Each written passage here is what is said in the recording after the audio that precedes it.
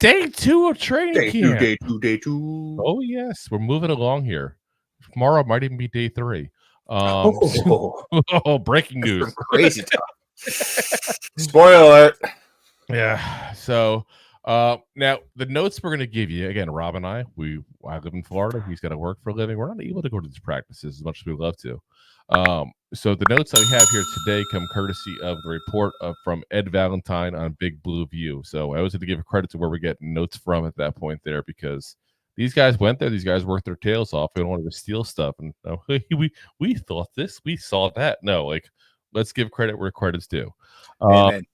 So before the practice, head coach Brian Daboll, talking about Daniel Jones, said made good decisions. And this is, sorry, I should just clarify. Talking about him and his performance yesterday in day 1, said made good decisions. It's good to get him out there and feel some of the rush. You know, Dexter's in the middle of the pocket a couple of times, and he's got to move and use his legs. I thought he did well. So that's good to hear. He's at least, he seems to be moving correctly and all, But I also do question if Daboll would have said anything negative on the second day of training camp. What did you say? He looked He looked like a guy that just came back from ACL surgery. What do you expect, guys? Come on. It's like he did not do good yesterday by all accounts. And Giants Twitterverse already like freaking out as if it's like the end of the world and that's the way he's going to be all year long. Well, today he went 9 of 13. So, yeah. I don't hear anybody on Twitter talking about how he looks great. So I gotta feel bad for Daniel Jones. Like, he can't win with the fan base. He just can't. No. Like they just love to hate this guy. Like, well, it was just one day at practice for the training camp. It was just something bad. Oh, he's done. We should never have him. He's a bum. Like, that's the way it is. It's scary, guys. It really is. I feel bad for the guy. But he threw a really nice deep ball to Jalin Hyatt. And I should clarify something here, because I've heard a lot of fans saying this recently, that he's like a check down king. Daniel Jones, guys, is not a check down king. He throws a really nice deep ball. The problem is, in order to throw the ball deep, you have to have time. And players to get down the field deep. Yeah. In that time frame. Yeah. So he's got really fast receivers now. Let's see if the offensive line can hold up, because you'll see a lot more of that kind of stuff. He also threw a touchdown to Malik Nabers. He had another TD drop by Nabers while Tre Hawkins was covering him. This is actually the second day that Nabers had a drop in practice. So I got to point it out, but I got to say point blank, all accounts I've read, and I tried to read a few of them, all accounts I've read, he's looked dominant otherwise there at training camp. So, I'm not worried about a couple drops during meaningless practices there overall. Yeah. Nabers did have also a nice over-the-shoulder catch in the end zone against Deonte Banks, working one-on-one during coverage drills.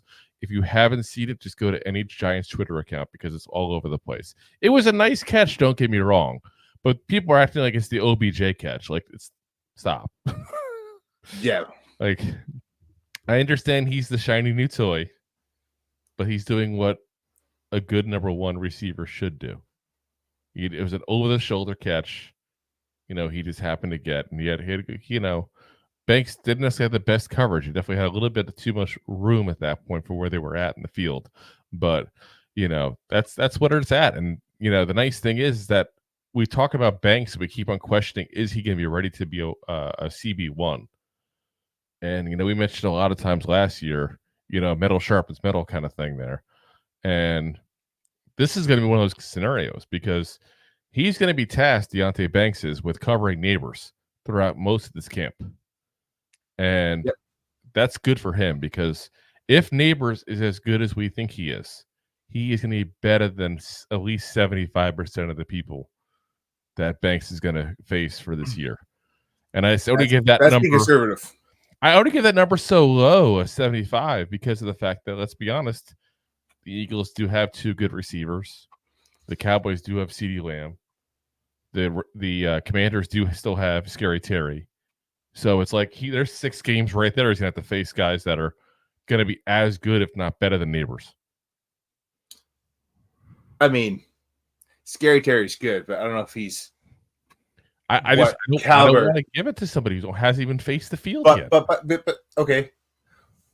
But you guys are saying there, like, hey, this guy has the potential to be this person with the talent around him. But, like, if you're talking about the potential he's going to be Scary Terry's not in that conversation. So you're going with the hypothetical. I would say this. They're probably in that conversation this year, and Nabers would probably pass him next year. That's fair enough to say. So, and that's why I'm saying, like, I'm trying to be realistic. I'm trying to be a realistic fan here. But either way, like I said, it's good for Banks that he has an actual number one receiver to go against.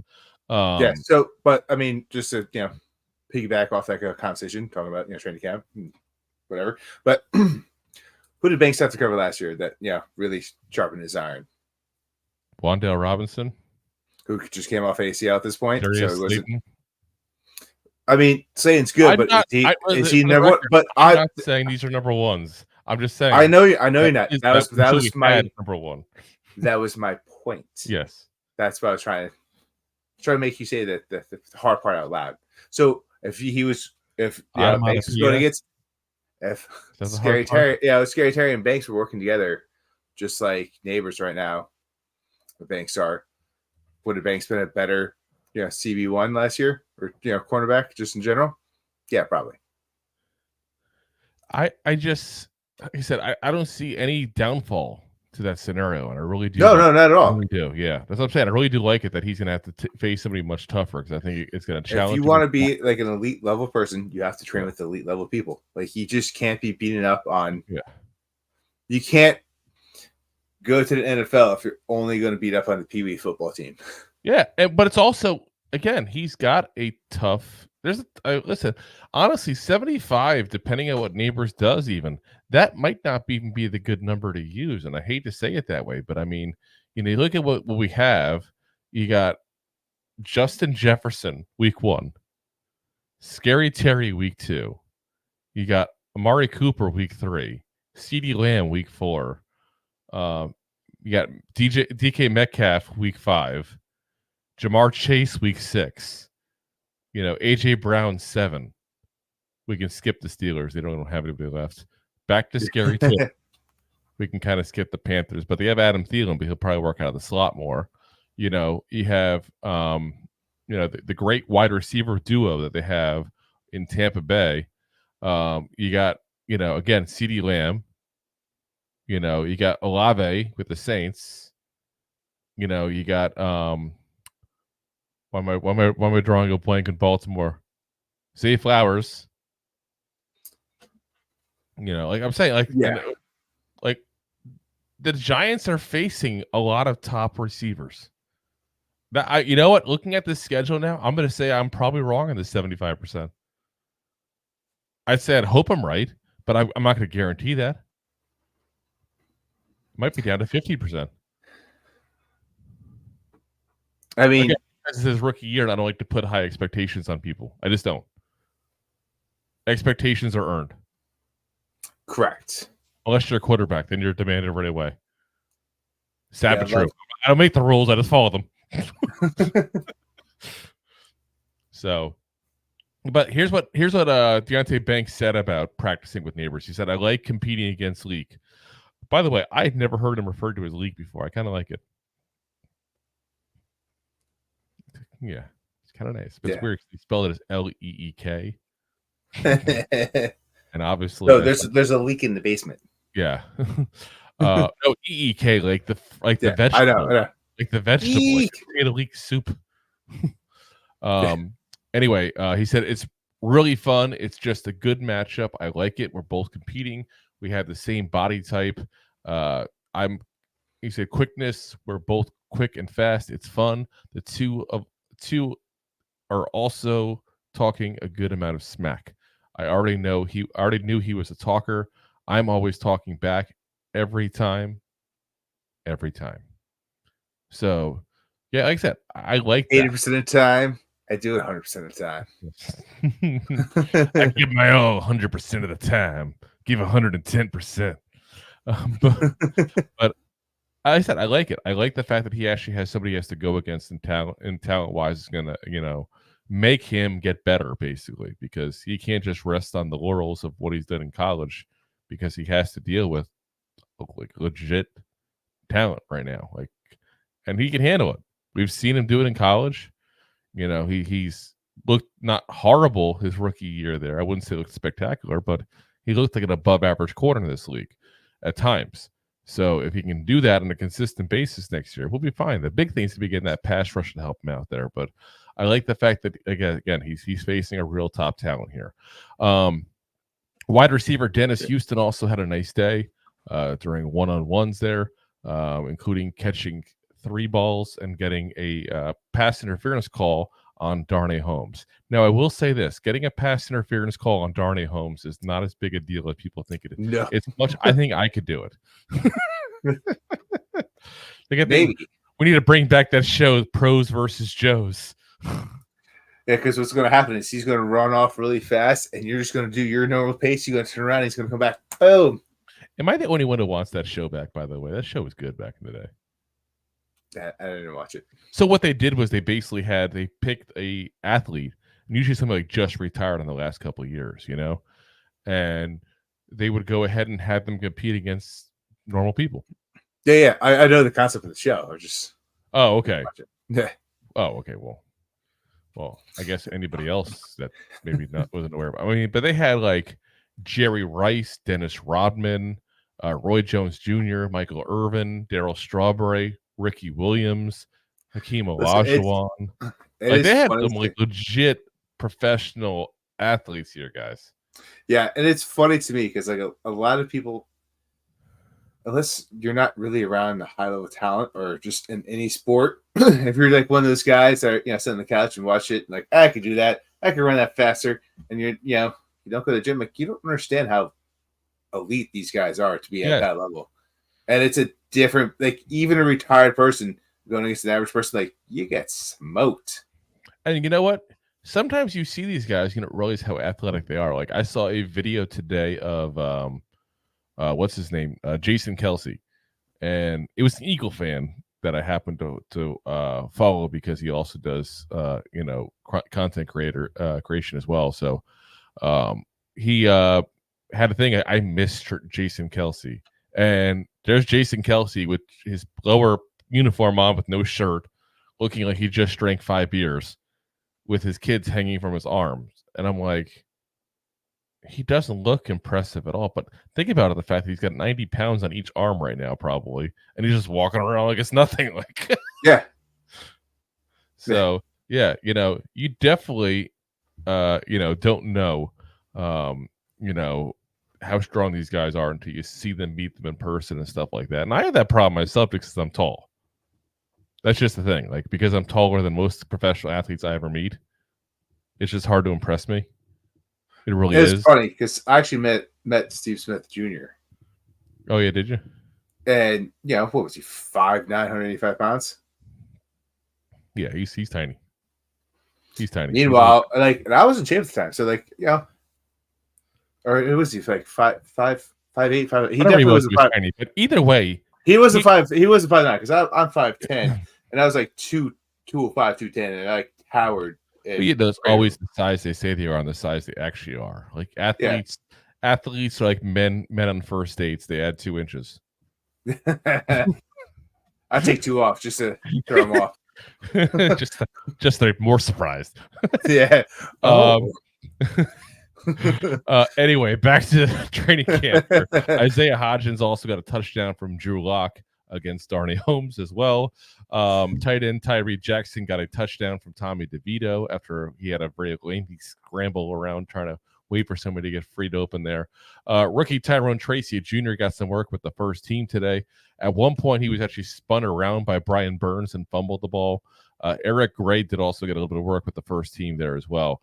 I will say this real quick before we move to a couple of notes on defense and special teams there, because I see the comment here from Deb as well saying, I'm surprised to see Isaiah Hodgins on third team.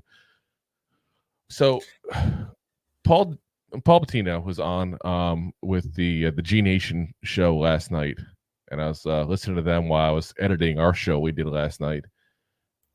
And he said something that I 100% agree with. And I listen, Paul's one of those guys. I agree with him sometimes. I don't agree with him every time because he does work for the team. There's a little bit of a homer aspect, I think, to a certain degree there. But the guy's also been around for decades and decades and knows more about football than most people that talk about it for a living.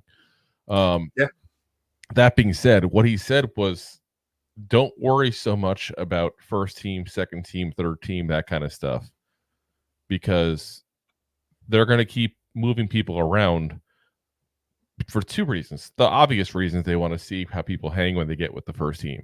It's part of it. But the second thing is that if there's injuries, that it doesn't affect the team. The team gets a chance to go ahead and see, how they do at that point there with somebody else in there. They get a little familiarity with guys that we're playing against in those scenarios, playing us alongside in those scenarios, that kind of stuff. It makes sense to do.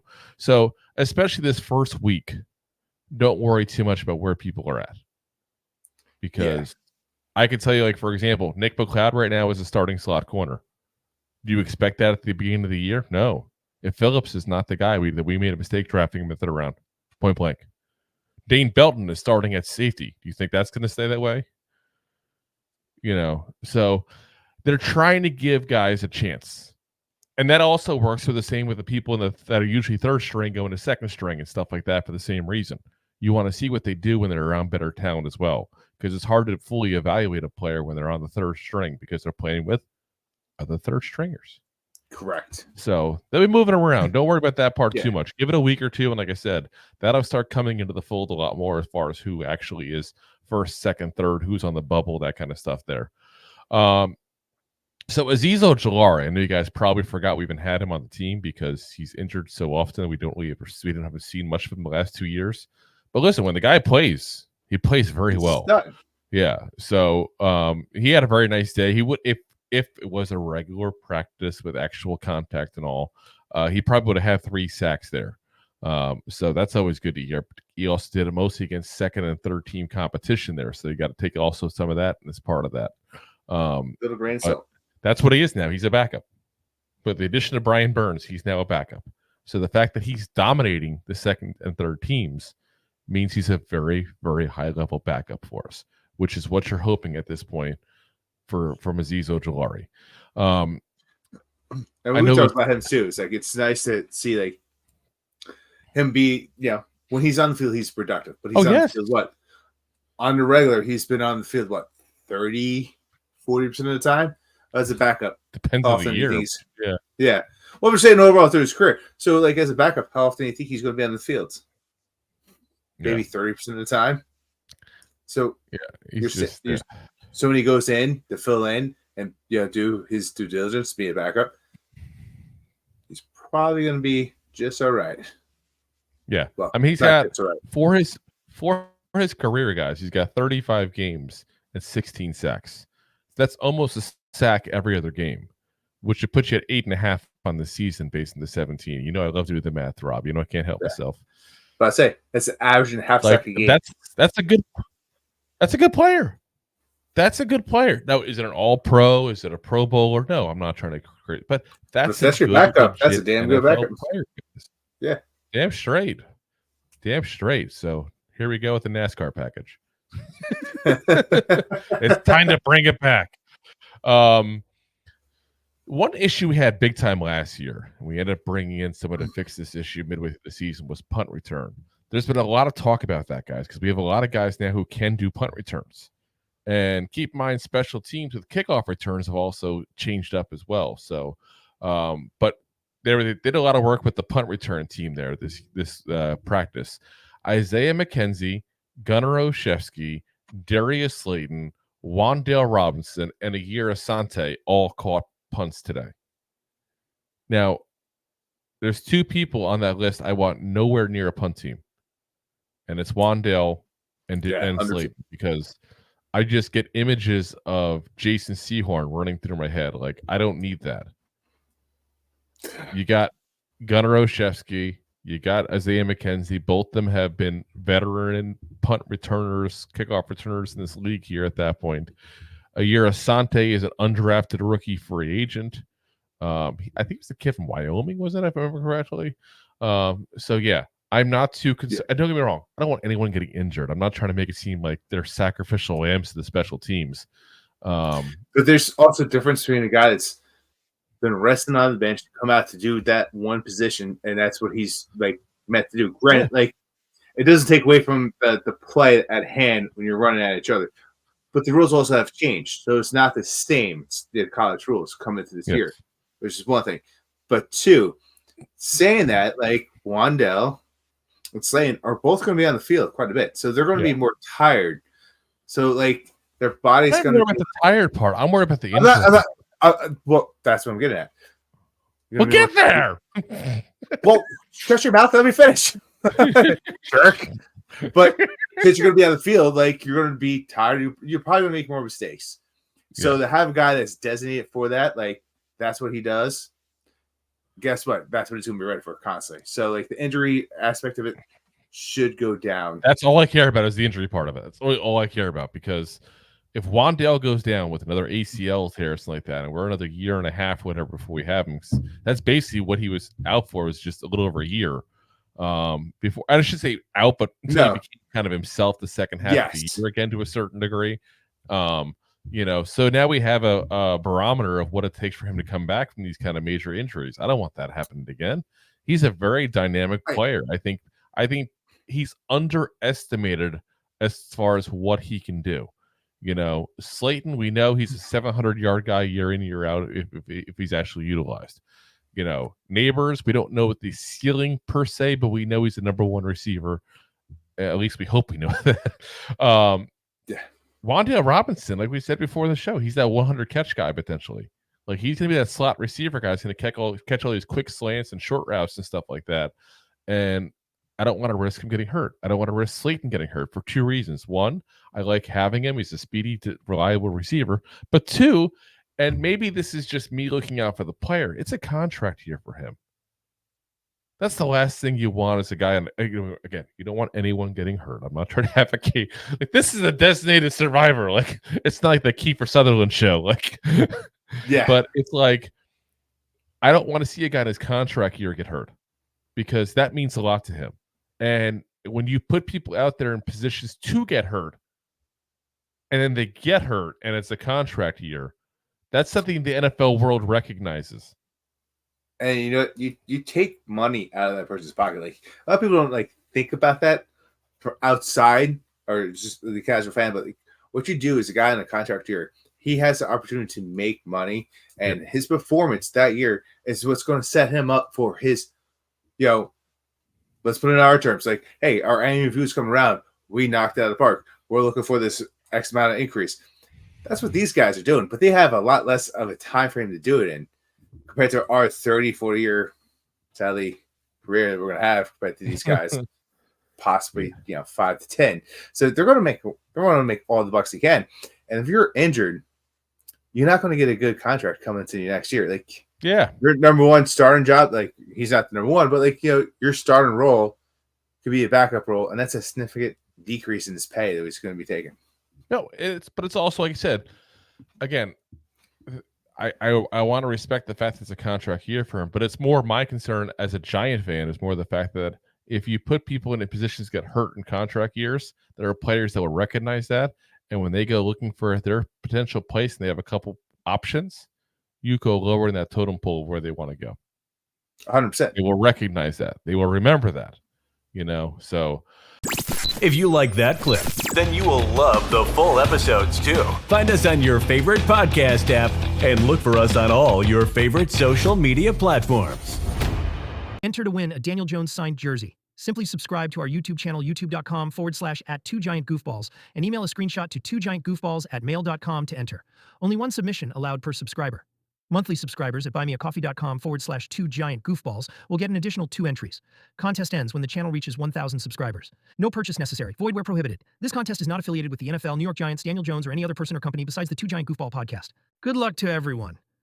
Thanks so much. Please, I'm begging you. Please subscribe.